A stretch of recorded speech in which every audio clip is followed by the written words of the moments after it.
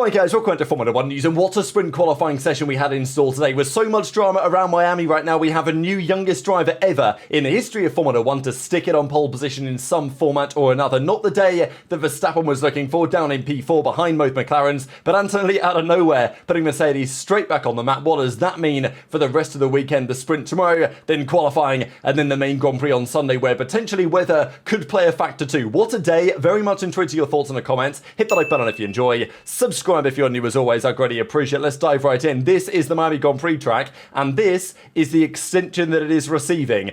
I can't believe it, neither can many others, but I honestly thought this tweet was a joke when I first saw it, because I thought there's no way that any Grand Prix is getting extended for 15 years, but that's exactly what we are getting here. So the Miami Grand Prix, I actually think this track isn't so bad. You know, it's not great. I don't love it by any means. It's certainly nowhere near even the top half of tracks on the calendar. But I'm honestly one of the people that doesn't hate the track. And even then, me saying that, I still hate this decision more than many other things.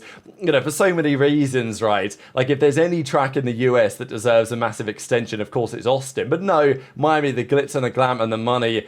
I mean, I can't believe they've extended it for 15 years. It's actually a joke. It was already going to be on until 2031 guaranteed. We're now talking 2041. Antonelli will be 35 by the time that this contract is over. You know, many of you guys listening, I don't know where you'll be in life when in 2041. Who even knows? I mean, it's absolutely wild to think about that a extension can happen that long, especially when you've got Zandvoort off the calendar. You've got Imola probably going from the calendar. You've got, you know, Portimao and many other great tracks are not even on the calendar. You've got Spa rotating every couple of years, and then Miami gets until 2041. You know, that's... Look, I don't hate the track specifically, but in terms of flow, in terms of memorable moments, in terms of even, like, unpredictability, you know, okay, maybe you could argue the last few Grand Prix haven't been terrible, and there's been some interesting things that have happened, and same again today. But let's not try and argue that this is actually like a hidden gem or something in the Grand Prix Canada that deserves this massive extension. So thought that was frustrating, but good news for Max. His baby Lily is here. I mean, it's quite the name. I think Lily Piquet-Verstappen, you know, not bad in terms of Formula 1 heritage. And, you know, it was confirmed, of course, today that that's all well, and Max arrived out there to the congratulations of many of his peers. I thought was really nice to see. Kind of crazy, by the way, that the only other father on the grid is Nico Hülkenberg. You'd thought out of 20 drivers there might be more, but, you know, lots of young guys on the grid nowadays, and we're going to see more examples of that here in just a second. I did want to quickly mention this because I did a little pre-show before Sprint Quali today, and I made some, you know, again, some good and some bad predictions, but a couple of people were mentioning, does this affect anything with Max, right? Like, does it change his style? Does it change how he approaches anything? I don't really think so. But there is an argument, right? Because famously, I think it was Suzuka 2006, when Alonso overtook Schumacher around the outside of 130R, and famously told someone in the media after the race that, like, look, I took the risk because I know Schumacher's got a wife and a couple of kids back home, and that meant that he wasn't going to take that risk. Nowadays in Formula 1, the cars are safer. It's less risky going for Verstappen-esque moves, as it were. But still, when you've got a kid back home, maybe it changes your attitude to some degree compared to the amount of risk you're willing to take in a wheel-to-wheel scenario. Is Max Verstappen just built different? I think the answer is probably yes, so I'm not expecting any real changes to Max's approach, but it is at least a talking point to consider going into the weekends. They've also extended the DRS zone down the winding back straight that leads into turn 11, so you finish the first sector, that straight there that leads into the kind of complex, tricky section where the stadiums are. That is extended, that DRS zone, now by 75 metres. Probably a good change. We'll see how it affects the weekends tomorrow and, of course, in the Grand Prix on the Sunday. Before we get there, speaking of FIA changes, the pit lane speed limit rumour that we talked about a few days ago, this apparently is going to happen. Now, this is a big debate, really. I actually don't mind it, but I understand why it's a big debate. So, if you guys aren't familiar with this, the FIA are thinking, well, you know, this is funny even that the FIA are doing this, just because their job is to make the races fair and govern the sport properly. Their job isn't really to try and make the sport more entertaining. You certainly wouldn't think so, although, of course, you know, given what happened in 2021, you might raise questions on that. So, anyway, what they have done is they've decided that the races are more interesting when they are two-stop, which is generally true. Look, if there's a great Grand Prix where someone's doing a one-stop, someone's doing a two-stop, and it makes for a great battle, sure. But in general, general, races are more interesting when there's a couple of stops. I don't think anyone's really going to deny that. Probably history will tell you that anyway if you look at, rankings of Grand Prix over the last few years, for example. So, in order to promote more stops, the FIA have considered whether they increase the speed limit in the pit lane. For example, in Singapore, the pit lane speed limit is 60 kph. Most tracks it's 80. Silverstone it's 60, Monaco it's 60, Paul Ricard used to be 60. There's a few others where it's 60 as well that I'm forgetting, but that's the typical limit. If you up that from 60 to 80, then the pit stop time would go down from something like 29 seconds in the pits at Singapore down to about 23 seconds. And that's a 6-second delta in the pits that makes it much more likely that teams would elect for a couple of stops.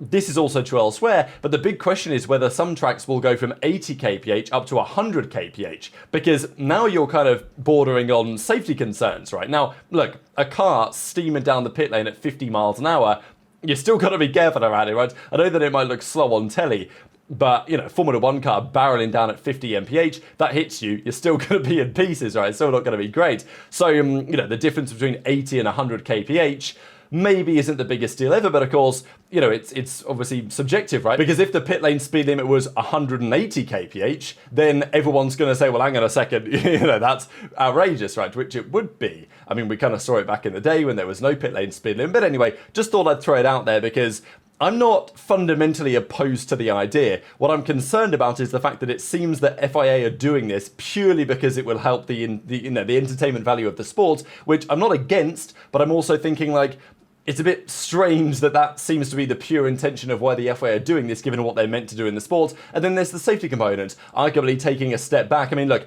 does it make the sport safer, this change? No. It does the opposite. It may be very, very negligible, which is what I kind of think it is, so I'm not really concerned about it. But it is certainly a balance, isn't it, right? Because if the FIA do this, they are basically saying, yeah, we're valuing the entertainment over safety. Maybe very negligibly, but that is effectively what they're saying. So, you can debate whether that's a good or a bad thing. Now, let's talk Miami. There are upgrades this weekend. Red Bull have two. They're the same upgrade. It's the new floor and the floor edge, and we'll see that in a second. Mercedes have a performance upgrade too. We'll certainly discuss Mercedes in a second. Aston brought a couple of things. Alpine, Williams, Sauber. Everyone else, they've kept their car the same. Most teams tend to say, well, Miami, it's a long way away from most Grand Prix tracks, it's a sprint weekend, only one practice session, so let's not bother. But Red Bull have decided, no, we are going to bring the new upgrades. Ferrari, they have an upgrade ready. They could have chucked it on this weekend, I'm pretty sure that's true, but they've elected not to do so because they want to save it for when they get a bit more testing, a bit more practice with it, and fair enough.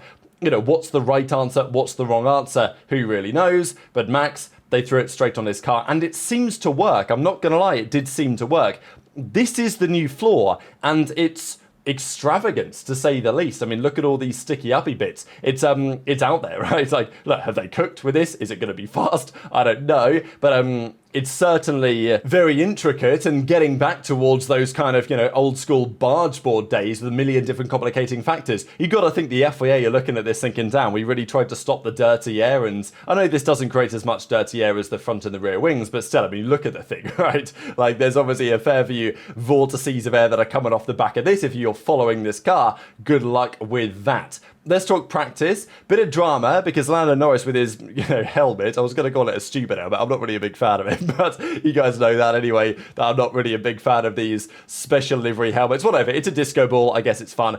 He's done a couple of special liveried helmets here before. He did one in 2022, he did one in 2023, and he's done one this year. Of course, interestingly, I think last year he had his normal helmet and he won. So maybe there's something in that. But McLaren made an interesting mistake. They left not one but two torches. I think there was even another torch they left in the car. They got a warning for it, but it kind of disrupted his session to some degree. This was also doing the rounds. So here's Zach Brown drinking from a water bottle, and I'm not sure if he's, using Microsoft Edge or, the joke used to be Internet Explorer, but this joke is, it's played out, right? So if you guys aren't aware of this, last year, around about the Singapore Grand Prix, Red Bull were accusing McLaren, now not publicly, I don't think, but there were rumours that anyway, Red Bull were convinced that McLaren was somehow keeping their tyres alive way better than anybody else could. This was basically because Norris was lapping on the mediums a second a lap faster than Max was in Singapore, and Red Bull couldn't believe it. So they thought, all right, McLaren must be doing something to keep their tyres cool. The theory is now it might be in their brake ducts, whatever they're messing around with there. But Red Bull had a theory that they were putting drops of water in their tyres, and that was enough to keep them cooler. Apparently the physics on that work out, which seems difficult to believe, but apparently that's true. Because Red Bull were doing it themselves, not doing it, but messing around with it, right? That's anyway. The rumour at the time is that Red Bull kind of played around with this as an idea before. They never did it, or they never made it work properly. Rob Marshall then goes to join McLaren, and they say, that's what they're doing, right? So, it's classic Red Bull tactics, water in the tyres. And to be fair, it's been a bit of a discussion over the last couple of weeks as well. It always does the rounds when McLaren have good performances. So anyway, Zak Brown comes out with his tyre water, of course spelt the American way with T-I-R-E. In Britain we spell it with a Y, whatever. But, and he was talking to the guys on comms and was saying, just a bit of fun. And it's like, yeah, sure. But I mean, it's just pretty petty, isn't it? And I respect it, right? You want to be petty towards Christian Horner and the other way around? Fine. It is what it is. This is Formula 1 heritage at this point. So practice comes around. I think the first thing to note was that the Williams were looking particularly spicy on the day. It wasn't a great session for Max. I mean, he actually looked pretty quick. I'm not going to lie. Straight out of the gate, it looked like Red Bull had kind of got it reasonably right with the setup and that the floor was probably working in the way that they wanted it to. Tsunoda, of course, didn't have the new floor, so he was stuck with the old spec. And, well, Tsunoda's day, it was pretty bad and not all of his own doing, it's got to be said. So anyway, the final laps come through. Sainz at a 1:27.6 at the end of practice. The fastest lap time though went to Piastri, 1:27.1, and that's quick. That's certainly quick for practice. And Leclerc was, a little bit off. Max was a little bit off.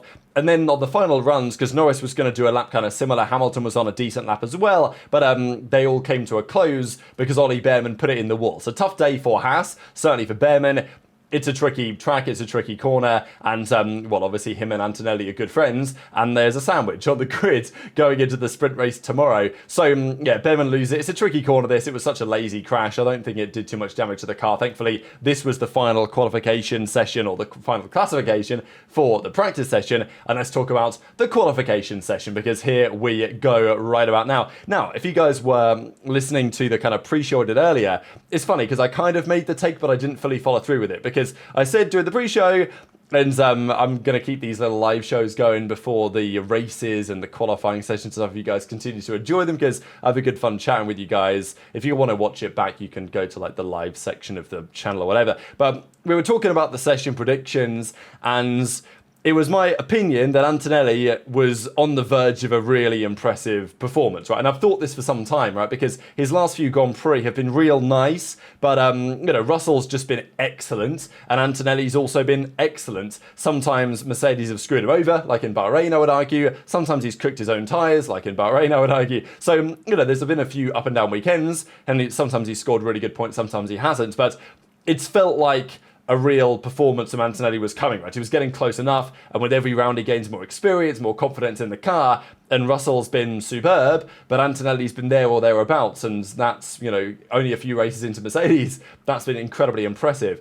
Now, would he do it around Miami? I mean, I was talking about it in the pre-show earlier and saying that I expected Antonelli to deliver something, but I thought, well, Miami is his first time even racing here, right? Like, he's turning up to Miami with one practice session of practice in a Formula 1 car and his simulator time. That's it, right? Like, he's not driven around here for the last few years like these other guys have. He's not driven this Mercedes around here for the last few years like Russell has. So expecting Antonelli, even on my gut feeling that he was going to cook up something special, to really deliver today was still a long shot, right? But during the first part of sprint qualifying, immediately you see that, Antonelli was on it. And the Mercedes was nice as well. I think that is a point to take away from both sides. The Mercedes, look, Antonelli probably put together today an absolutely, he said it. He nailed every part of the lap. It was perfect. That, it seems, is what it takes to beat the McLarens and beat Max right now. But the Mercedes, look, they brought a small upgrade this weekend. But it feels like after Saudi, they maybe understood something and something might have clicked for them. And look, Mercedes, they're a long way behind in the championship, really. But if they have one upgrade, like if Mercedes were to bring one upgrade, that puts them 0.2 further up the road per lap.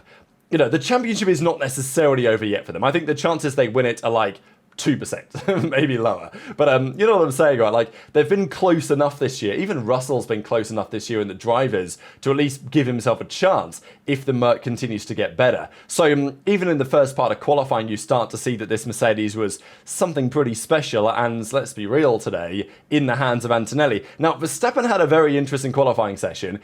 SQ1 anyway, because this is Lance Stroll coming down the track for his final corner, and Max is on basically halfway on the racing line. So Stroll decides on his fast lap that he's going to have to duck to the inside of Max to brake for the corner. Now, let's be real, he probably wasn't on for a banger lap anyway, but it was just, you know, it was kind of an interesting session for Max, because you're not often seeing drivers go off the racing line during a quali lap to avoid another car. That's what Stroll does here. Russell then puts it P1, 2/10 ahead of Antonelli, but of course later in the session the track conditions slightly better, but of course the tyres degrading, because in sprint quali you get one set of tyres for the entire session, right? In SQ1, SQ2 it's a medium, in SQ3 it's a soft. So typically on the final run in SQ3 you only give it one shot. Verstappen gave it 2 shots and actually improved. That was very impressive, I thought. But Antonelli's final running SQ3, and we'll get to it, but that was like one-shot quali, right? Like, typically the drivers get a sighter in Q3, and then they get their flying lap. You know, this was straight out of the gates. Soft tyres. You don't know how much grip there's going to be. Just sending it. I mean, absolutely insane. I mean, the level, like, how impressed I am by this is... It is difficult to really put into words, actually, how impressive this was today for so many different factors. Now, Doohan wasn't a happy man, because Gasly came out of the pits and at the bad time, and Doohan like couldn't get the car turned fully, and then by the time they'd reversed him up, there were so many cars in the way and it screwed up his lap. So that wasn't great, but maybe it was partially his own doing. I don't know what you guys think about that in the comments, because, you know, yes, they kind of messed up him coming out of the pits, but also turned the car in time. I don't know. That's what some people were saying anyway. He's under a lot of pressure right now with the impending Colapinto situation.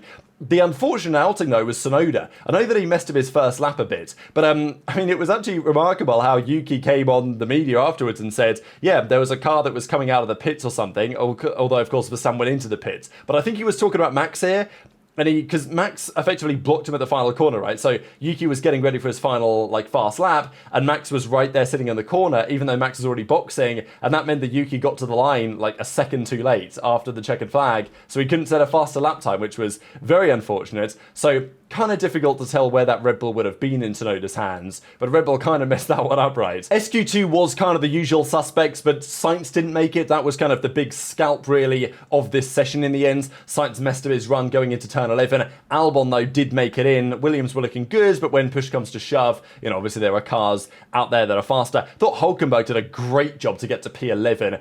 You know, he might have deserved Q3 with the lap that he put in, but Hadjar gets it. The other talking point really is Hadjar over Lawson again. Lawson had a difficult time on his final run.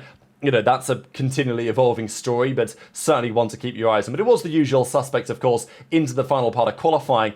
I think the one thing to note here is that Alex Albon on the radio. Now, I don't know if he was saying that Russell was going slowly and therefore his lap time was illegal because, well, you know, that there's a minimum lap time speed you're allowed to do nowadays, or whether Albon saw the Mercedes running incredibly low to the ground and wondering whether that was legal or not.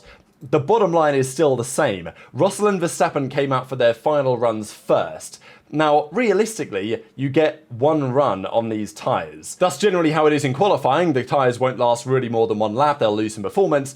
And, of course, in SQ3, you only get one set of tyres. So Russell and Verstappen decided to go early. Russell did a good lap. Verstappen was a bit wide in turn 8. He lost a bit of time, 1:27.0. He knew he could go quicker than that. Russell, of course, did go a couple of tenths quicker. But that was it. Russell was like, yep, that's all I'm going to get from these tyres. Into the pits he goes. And then the final laps start to come through. Verstappen actually improved. I thought he did a great job to improve Max. He must have had a really good lap there, given those tyres won't have been as strong as they were a few minutes prior. Hamilton's lap was solid, but, you know, the Ferrari just losing a bit of performance everywhere, really. But it was Antonelli. I mean, like, green, purple, put in just a mega final sector, especially, probably nails the final corner he must have done. I've not seen the onboard of it yet. But as I say, the amount of things that make this incredibly impressive today, like, first of all, out-qualifying Russell by 3/10. Like, that's step one, is masterclass, even if the car was or was not good enough on the day. To out-qualify the other guys as he did, on his first run on these soft tyres on the track, not knowing how much grip there's going to be in the conditions. You know, coming out of the pits, just not like, just the feel, like the gut instinct, the feel, the talent that it takes to do that. On a track like Miami, which is tricky, right? There's walls everywhere in Sector 1. You know, you need confidence to send it around here with great degree of accuracy. And I mean, look, I'm not going to say I told you so, right? But like, there was lots of people when I was convinced last season that putting Antonelli in the car was the right idea that weren't convinced. And I understand why you wouldn't be convinced. But I don't think anyone is denying right now that Antonelli is not only the man for the job, but frankly, the man of the future, right? I mean, let's be real here. If this kid doesn't win a world championship, I don't know what's gone wrong. Because, yeah, the talent speaks for itself, and he's not going anywhere anytime soon. So Piastri and Lando, they come over the line, very, very close between the two McLarens, and I'm sure they would have expected those lap times to be good enough for P1, but no, Antonelli, like, somehow was out of nowhere, stuck at a pole, maybe even like a Suzuka-esque lap that Verstappen did here from Antonelli today. Look, it's a sprint. It's not the main Grand Prix, time will tell, but it's still a big talking point. I think for the McLarens, they can't be too mad about this, right? Because at the end of the day, yes, in the sprint, if you win it, you score 8 points, 7 for second, 6 for fifth, or 6 for third, 5 for fourth, right? You know what I'm saying? So, you know, Max may, depending on how tomorrow goes, lose a few points, but it's not going to be a massive deal. What Max wants to do is make sure that he qualifies better for Sunday, but still in the circumstances, did a reasonably good job. This is going to be your starting grid for tomorrow. Antonelli, Piastri, Norris, Verstappen, Russell, Leclerc got ahead of Hamilton. Again, the Ferraris were kind of in no man's land. Albon, Hadjar, Alonso, and the rest filter down from there. So very much interested in your thoughts as always in the comments below. Hit the like button if you enjoyed, subscribe if you're new, take care, and I'll see you next time.